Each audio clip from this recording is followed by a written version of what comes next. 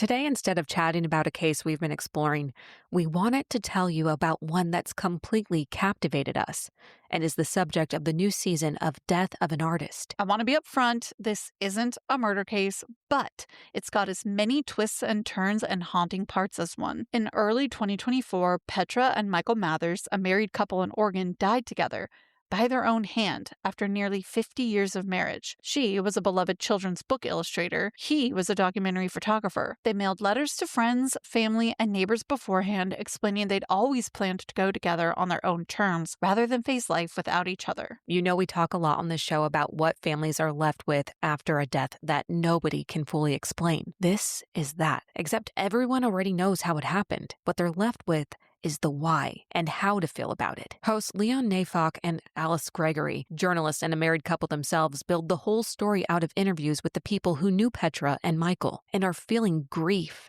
anger, and admiration all at once. The series raises the same kind of ethical questions we get into in our episodes, too. What do we owe the people we leave behind? Was this an act of courage or cowardice? If you've ever sat with a case long after the facts were settled, still turning over how you're supposed to feel about it, this one will stay with you. Here's episode 1. Listen to Death of an Artist wherever you get podcasts. And if you want to hear the full story right now, ad-free, you can binge the entire season with a Pushkin Plus subscription. Sign up on the Death of an Artist show page on Apple Podcasts or at pushkin.fm/plus. Thanks for listening. This podcast is about suicide.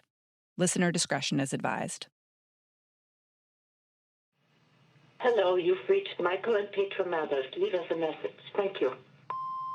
Happy birthday to you. Happy birthday to you. Happy birthday, dear Mikey. Happy birthday to you. Hope you're well. Take care of yourself. Hope to talk to you soon. Bye-bye.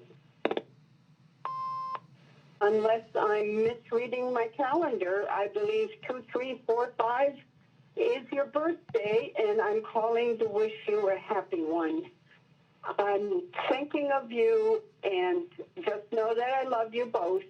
And that's it. Bye-bye. Michael, give me a call, please. It's Goody. We're worried about you.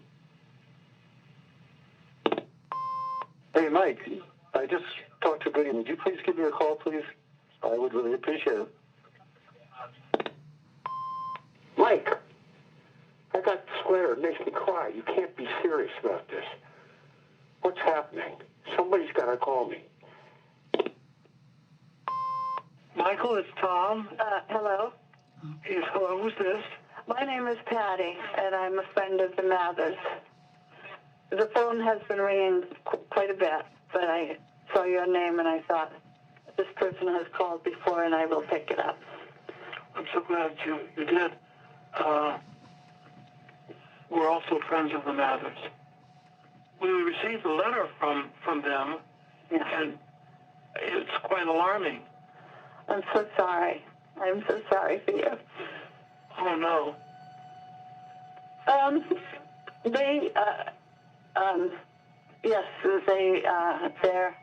They took their life, and that's the way they wanted to do it.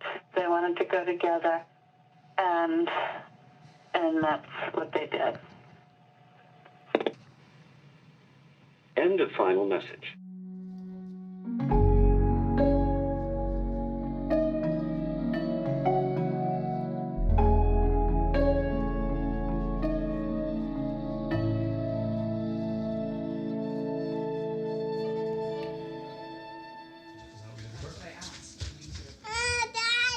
Are you scared? Yeah. What are you scared of? You hiding behind Mom? Remember when we recorded you? And you listened to yourself? Yeah. This is just that. It's just a toy. You can make any sound you want into this. That was a funny sound. Tess, can we show you a video? We're going to show you a video that starts with the most beautiful song you ever heard. Then we're going to read a book. You want to see it? Ready? Yeah.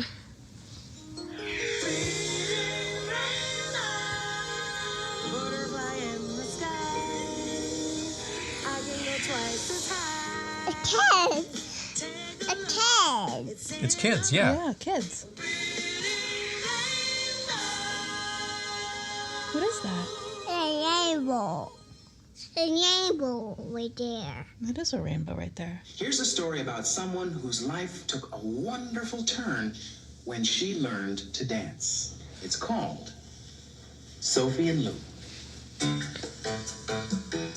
Sophie and Lou by Petra Mathers. Tess, look. What do you see? It's the same book. I remember this book from when I was little. When Auntie Gracie was your age, she had this book. Yeah. See, Tess, Petra Mathers is the author. She's the person who wrote the book and drew the pictures. Did you get that? She's the lady that Mommy and Daddy are so curious about. She also wrote all these other books you have. You remember Lottie and Herbie? Yeah. She wrote Lottie and Herbie, too. Clapping for her? Yeah. Okay, I'm going to start reading this book. It's called Sophie and Lou by Petra Mathers. Yeah. Sophie was shy. So shy she did her shopping during the lull hours so she wouldn't have to talk to anyone. One morning, she heard pounding and shouting across the street. What are they up to over there? Look, and then they opened a dancing studio right across the street from her house, and she's looking in. All those animals are learning to dance, and Sophie's curious, looking in, but still pretty shy.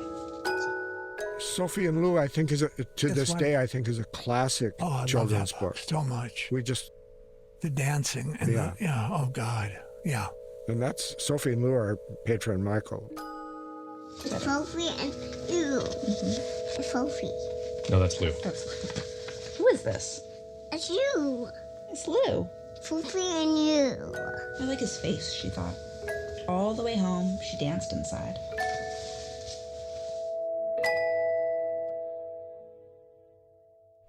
You want to go first? I'm Michael Brasky, and Michael Mathers was one of my best friends. I'm Michael Coy, and Petra was my best friend, and she's always said I was her best friend. Do you each call each other Michael? Yes. You do. Do your friends have nicknames for you? No. We're just known as the Michaels. People think it's our last name. He's Michael number 1, I'm Michael number 2. That's true. That's true. What does that make Michael Mathers? He could be number He 3. could be other Michael. Yeah. Yeah, the other Michael. No. Petra's Michael. Yeah, Petra's Michael. He was my Michael to her always. Yeah. That's why she referred to him as my Michael. Do you know about when Petra met Michael in a bookstore? We're not there yet. We're not there yet. You're jumping way ahead. Am I? Yeah. Well, why don't you just tell us how you met Petra? Yeah. Just start at the beginning. I can't remember now where I was when I met Petra, but I moved to Portland in 1975, January of 75. I was working for a chain of bookstores when I was 27, 28, something like that. She was like no one I had ever met before. I have this sense of how I felt, which was gobsmacked. Tell how you hired her, your interview with her. Petra, someone came up to me in the store, one of the other people that worked there, and said, there's a young woman downstairs that wants to work in the book department. Would you go down and interview her? So I went down, and Petra was there. She was in a beige sweater set with a matching skirt, and she touched me and she said, I'm really good. I want to work here. And I said, well, that's good enough for me. I said, you have a background in books? And she said she had a degree in book selling from a school in Germany. And she had a pretty thick accent. And she was beautiful. So I went up to my partner in the book department. And I said, go downstairs and interview Petra and then tell her she's hired.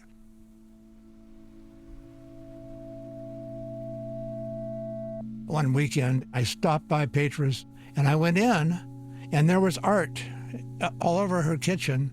And they were little postage stamp paintings that I'd never seen anyone do before. They were just beautiful. There would be a rather large 18 by 24 watercolor, and it was filled with tiny little pictures. And I said, I didn't know you were an artist. And she said, oh, yes, I am. And then we discovered in Portland that she had created a whole wall in a children's bookstore with large paintings that filled the whole wall. A lot of them were based on nursery rhymes or just anything that came into her head. So I went in and bought 3 of them, I remember, for $25 a piece. Still have one. And that's when we discovered that she was an artist. And we thought she was really good and she wanted to do children's books. Don't get ahead of yourself. Oh, okay. You're jumping. Okay, I'm sorry. You take over, would you? At some point, Petra and her then husband David were living down at the Oregon coast in a house that they had built. And we knew that she wasn't happy with David. He was a very nice, very ordinary, kind of a schlubbish guy. And definitely, I mean, we never thought he was in her league, right? Well, yeah. We didn't realize he was even home sometimes when we visited. It was just the 3 of us, but David was there. She really married him to stay in the country. I don't think she ever loved him, but he was madly in love with her.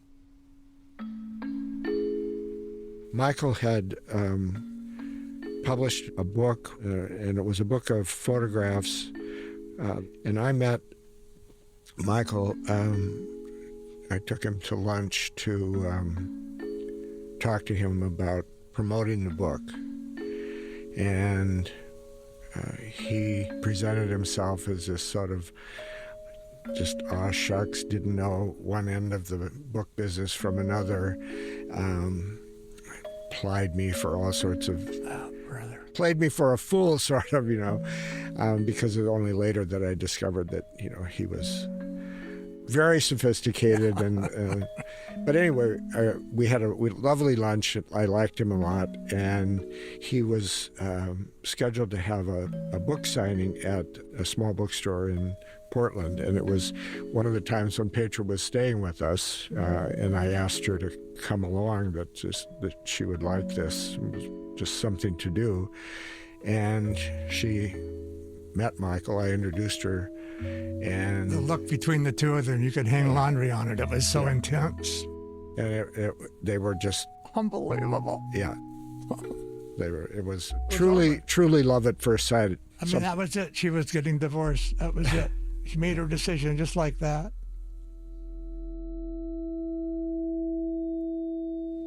Where'd Sophie go? Sophie's right there. And Tess, who's that? Who's that? In the window. Who's that in the window looking? That's Lou. Cute. What is he carrying in his hand? Yeah. No, what? Flower. A flower. My name is Lou, he said, bowing from the waist. May I have this dance? I have to dance. You bet, said Sophie, and stepped into his arms. And look, there they are. What are they doing? Hugging. Hugging, yeah, they're hugging. They're dancing and hugging. It's the end of the book. Do you know what the end means? Mm-hmm. What? The end. The end. What does the end mean? Yeah. No, what does it mean? Thank you. Thank you. All done. All done. Bye-bye. Yeah. Bye-bye, Mommy. Bye-bye. Bye-bye. Bye-bye, Mommy.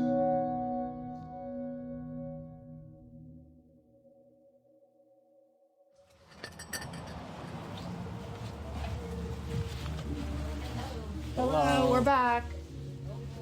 Oh boy. Yesterday I brought a pregnancy test and today I'm buying tampons.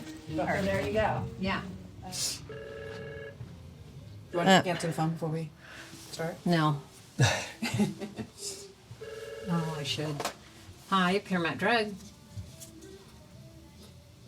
Yeah, we do have it ready. They did call it in. Yeah. Yeah, okay. See you when you get here. Mm-hmm. Okay, bye-bye. I really just feel like I don't have anything to say. Well, can we start with a simple thing? Just tell us who you are. Okay, my name is Marcia Etro. I work at Paramount Drug in Astoria. Michael and Petra came in here a lot. Seemed very sweet.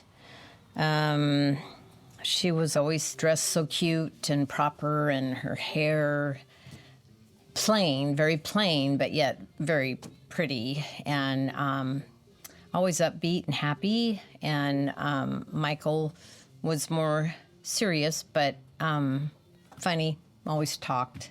And they always sent us really quirky Christmas cards. Michael and Petra would come in here, I don't know, once a week or something like that, and then get little boxes of candy and split it, and, always made a fun thing out of it, like, ooh, we've got candy, and, that kind of stuff. That last time I saw Petra, Michael came in, he was kind of ticked off, like, what are you doing? Come on. I don't know if they had to go somewhere, get somewhere, I don't know. He was hurrying her along. Yeah, that he was kind of like, come on. And I could tell she sort of went, oh, well, I was just talking, but she rushed off with him. Do you know how long it was before you received the letter? Oh, I don't think it was too long after that. And, just came here, started looking at it thinking, whoa, that's weird. It's all her writing. So she wrote it to us. She probably liked us more than he did. I don't know. Would you mind reading it to us?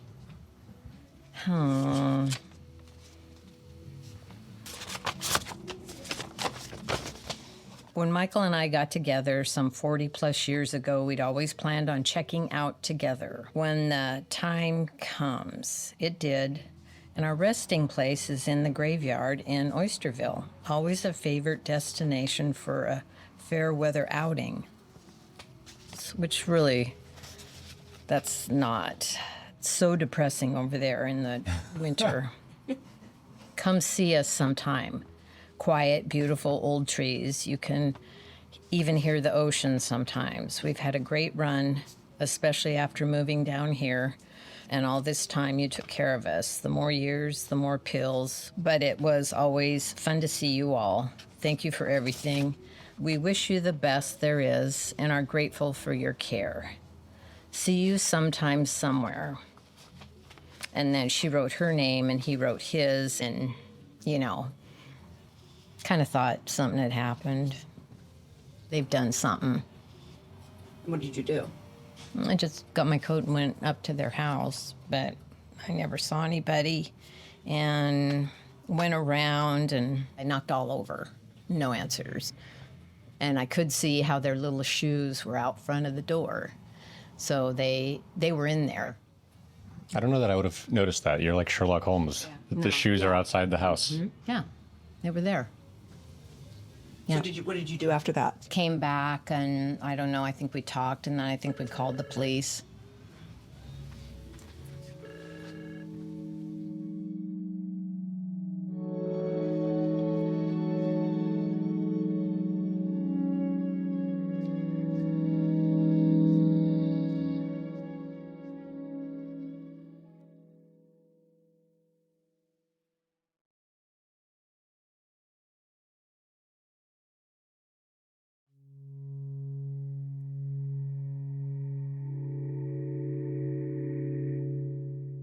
My name is Corey Gehrig, and I'm a police officer here with the city of Astoria. How did you intersect with the story that we're talking about today?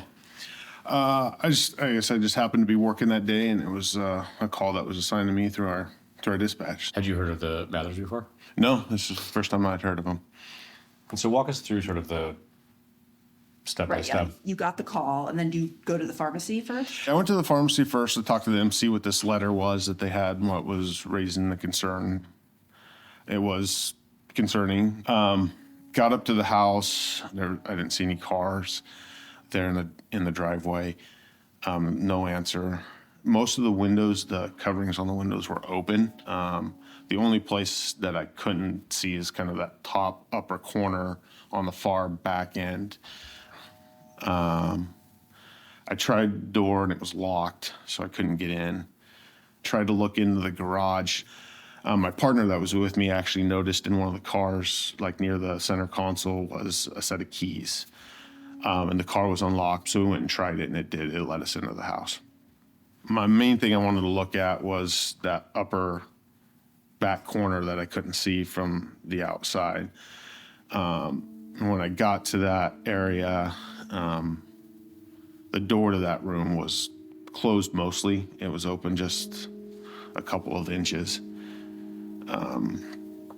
As I started opening the door opens to the right, and I could see there was some stuff on the ground, plastic bags, some tubing,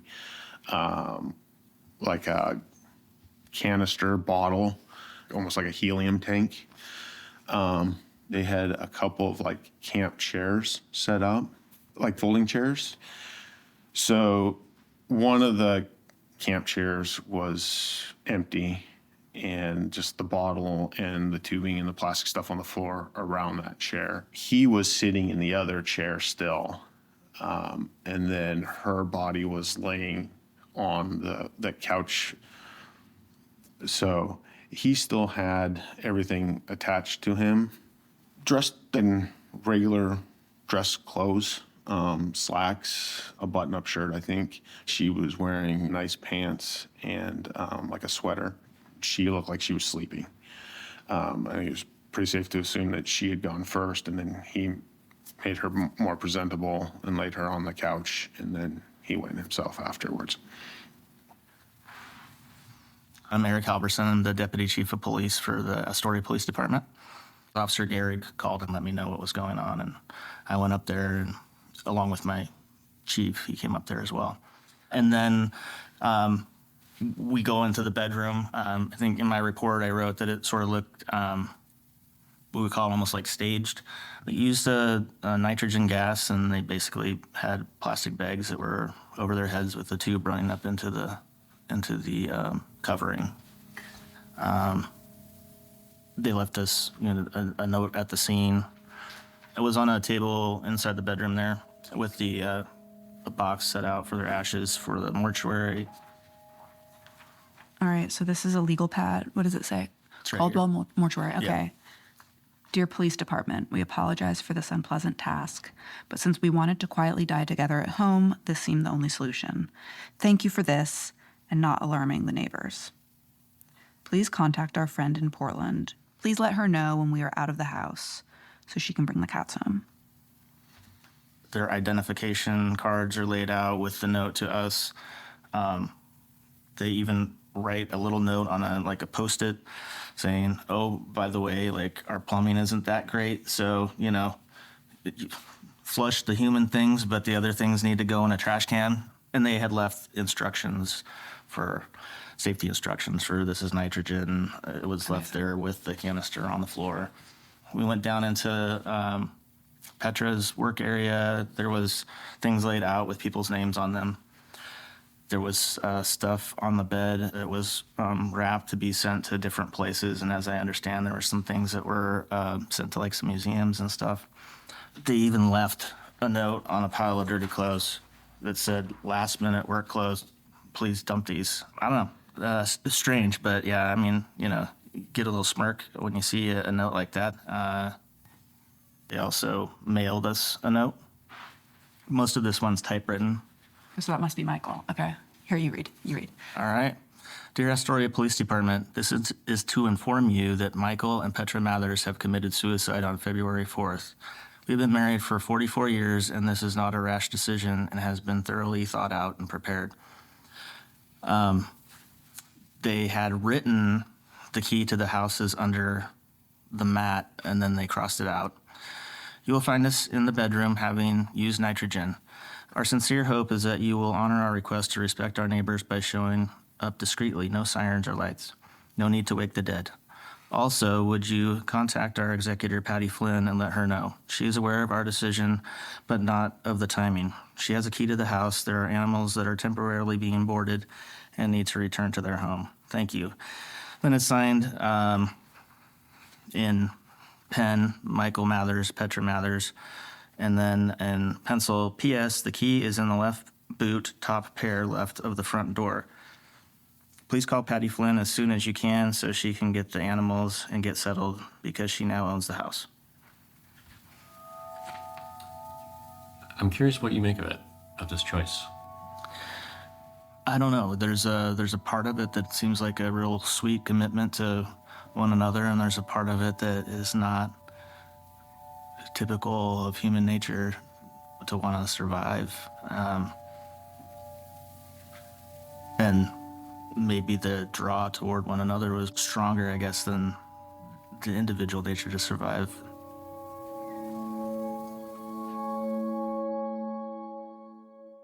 After this shift, I was off for at least 2 days, maybe 3. And then when I came back, I had learned that there had been multiple calls from all over the country as people were receiving these letters. So, yeah, I think it was very obvious that they had planned it and were letting everybody know.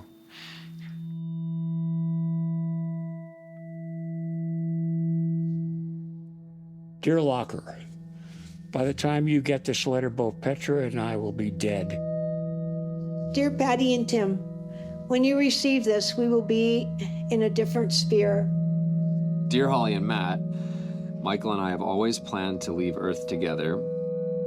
Liebe Karin, the time of our friendship was beautiful, precious, and unforgettable. I embrace you. Dear Nick, by the time you get this, we will be in our grave in Oysterville, Washington. You can hear the ocean, and the cows often come to graze early evening. Dear Richard, you are a prince of a die, and we are lucky to have you in our lives.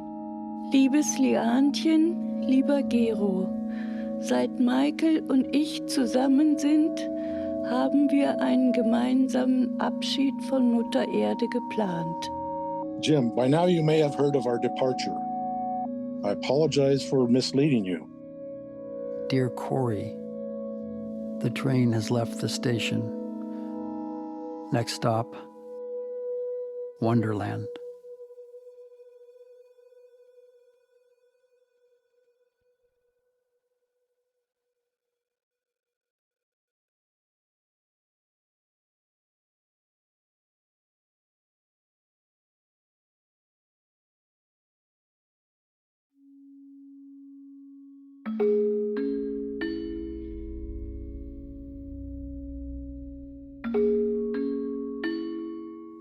Oh, wait, Tess, we skipped over the first page of the book before. The dedication page. Yeah.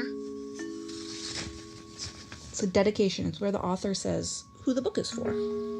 Okay, it says, to love, and those who dare to put all of their eggs in one basket. And you all of eggs in one basket.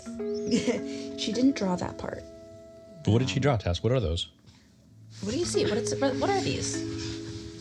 I don't know what that. You do know what that is. What are these? Hearts. Hearts. With wings. With wings. 2 hearts with little wings. 2 hearts flying away. Right?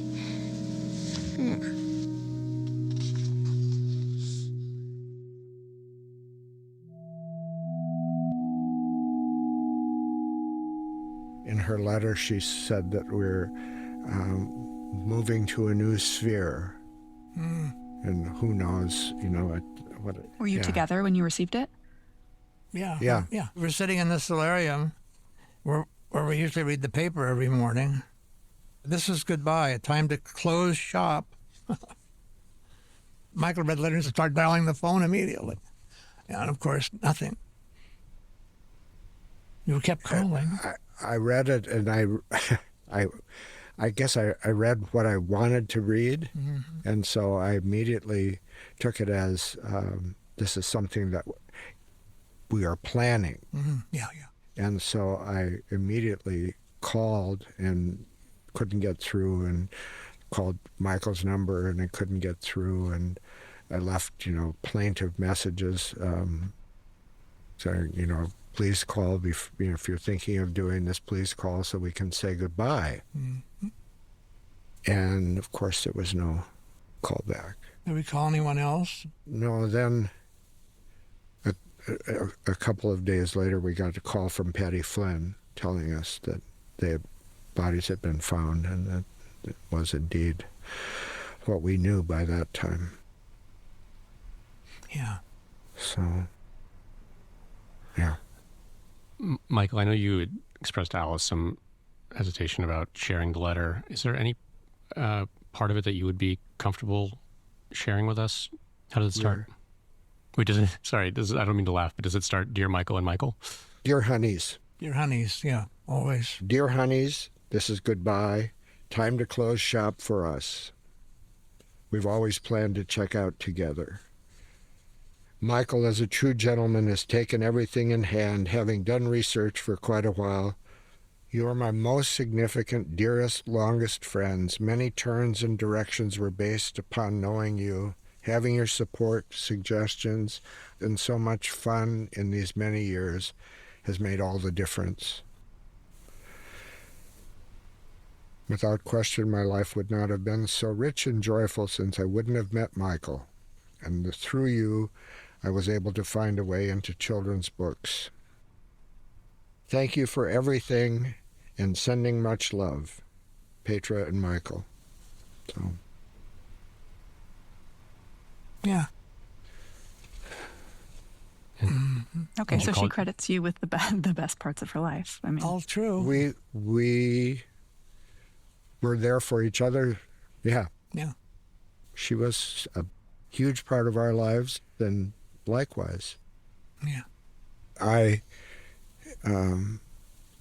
talked to Petra on the phone about every week or so, and I had spoken to her just with less than a week before they killed themselves, and we had a normal conversation. We talked about, I prattled on about the opera that I had just listened to, and she talked, and there was not a pin dropped about their plans. And then when I was rereading her letter to us, something that I had missed in the readings before, said, I'm writing this now months before. Months before. I missed that. Yeah. So they planned, this was really incredibly well planned. I'm just, yeah. How does that feel, if you don't mind me asking, knowing that this was in the back of her head? Oh, we're pissed. Yeah. I am. I know. I'm just pissed because we have so many good years left, I think. I have a lot of anger. We were supposed to, grow old together. I mean, I am old, but she was 10 years younger than me, perhaps, or 5 anyway. It just seemed so senseless. And we had no indication that she was slipping at all. English wasn't her first language after all. Sometimes she had to search for the word. But, yeah. My feeling is, I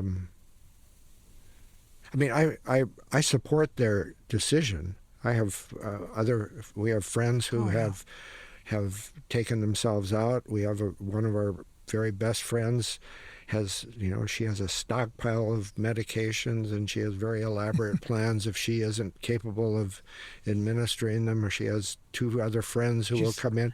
But she's 90. She's also 90. Anyway, we've talked about it, but we hadn't talked. Petra had never broached the subject of this being imminent, and I guess what I have the most anger about, or whatever, is that she was able to send us a letter and tell us how much we had meant in her life, but we didn't have, there's a selfishness that is really hard to let go of, the anger about that. Yeah. I mean, I think about her hundreds of times every day now, and it's been 2 years. Yeah. It's hard not to. Hard. Our house is filled with her. We have 50 or 60 pieces of her work out on display in our house. Yeah. Filled with them. She had a chance to write you guys this letter and say goodbye, and you didn't. And I'm wondering if you could now, what would you say? Don't do it. No, what I would say is that my life is so much richer for having known you and for the time that we've spent together, and that you brought more joy and ways of seeing things that I would not have known otherwise. And I'm so thankful. It's, I would have tried to talk her into postponing it until we could go to Paris together. That's what I would have done.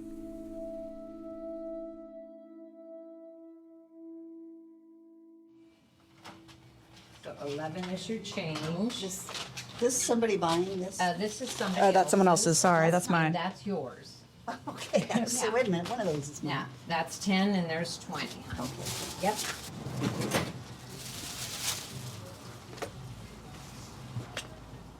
Do you keep track, even sort of unconsciously in the back of your head, your various customers? People, yeah. Like Who's sick? Who's sick? Who's Yep. What's that like? Kind of knowing all that about so many different people in town. It's as I get older, I think it's getting more kind of depressing. But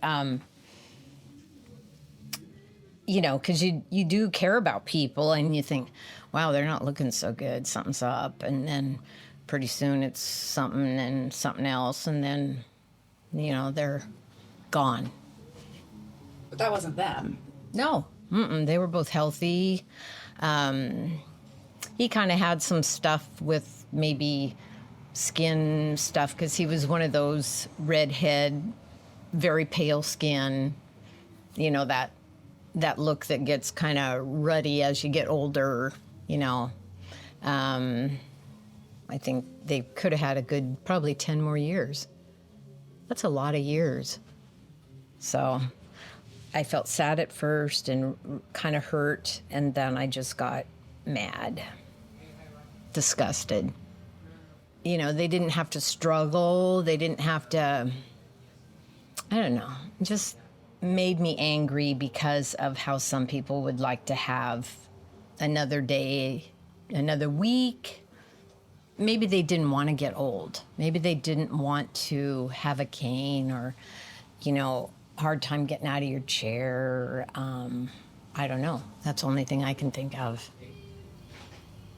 I mean, usually people, when they commit suicide or something, they've got money problems, or they have issues, or things happen, they're very sick. Not them.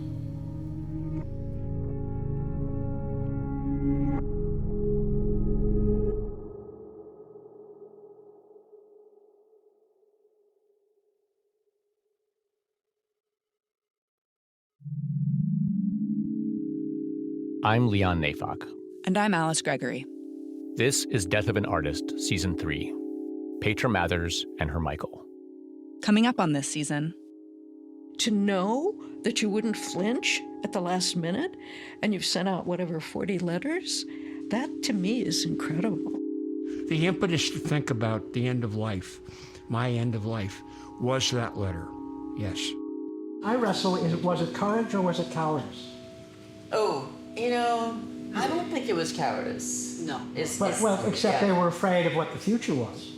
I think people hear the word suicide, and I actually haven't liked to use that word. Like, I want something different or better.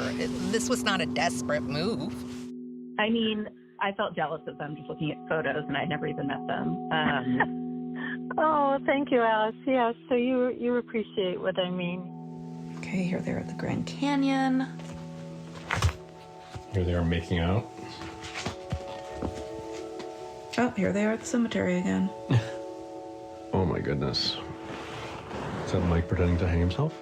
Should it be interpreted as an indication that he had a long-standing fascination with death? Well, yeah. I mean, I think he did. I mean, that and the fact that he drove a hearse for a while. He drove a hearse for a while? She told me she was liebeskrank, lovesick, like a disease. I truly, truly hope that Petra was 1,000% on board with the plan. Do you think of him as having killed her? Yes, I do. I hold Michael responsible for my mother's death.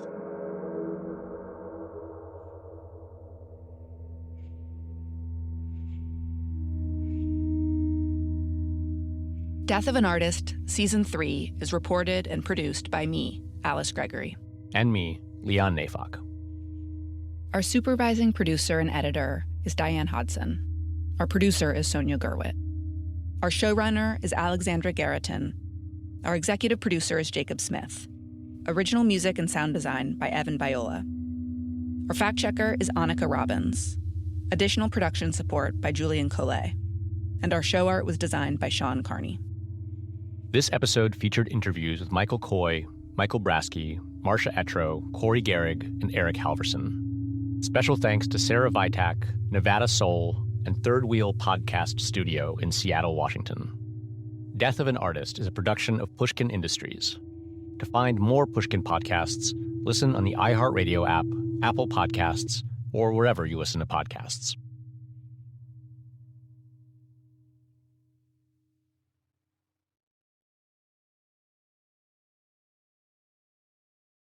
What's up? I'm Delaney Fisher, host of the Self-Helpless podcast, where science, spirituality, and sustainability are brunch buddies. Each week, I explore the cutting edge of personal growth with leading specialists who share paradigm-shifting insights. Come hang out with us. You can subscribe to Self-Helpless wherever you get your podcasts.